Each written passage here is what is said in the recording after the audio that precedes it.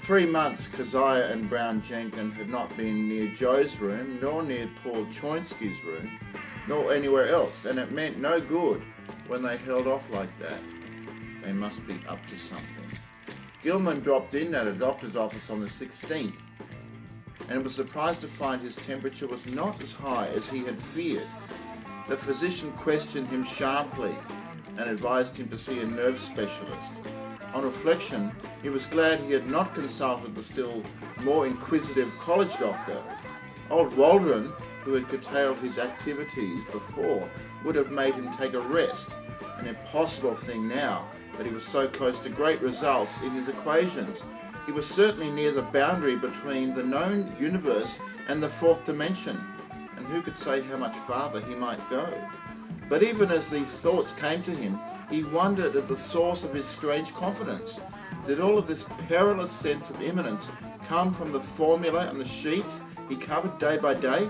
The soft, stealthy, imaginary footsteps in the sealed loft above were unnerving. And now, too, there was a growing feeling that somebody was constantly persuading him to do something terrible which he could not do. How about the somnambulism? Where did he go sometimes in the night?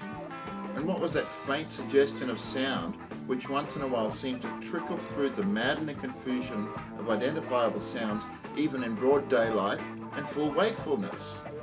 Its rhythm did not correspond to anything on earth, unless perhaps to the cadence of one or two unmentionable Sabbath chants. And sometimes he feared it corresponded to certain attributes of the vague shrieking or roaring in those wholly alien abysses of dream. The dreams were meanwhile getting to be atrocious.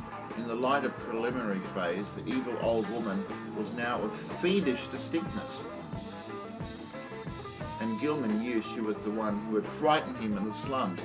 Her bent back, long nose and shriveled chin were unmistakable, and her shapeless brown garments were like those he remembered. The expression on her face was one of hideous malevolence and exultation, and when he awakened, he could recall a croaking voice that persuaded and threatened. He must meet the black man and go with them all to the throne of Azathoth at the center of the ultimate chaos. That was what she said.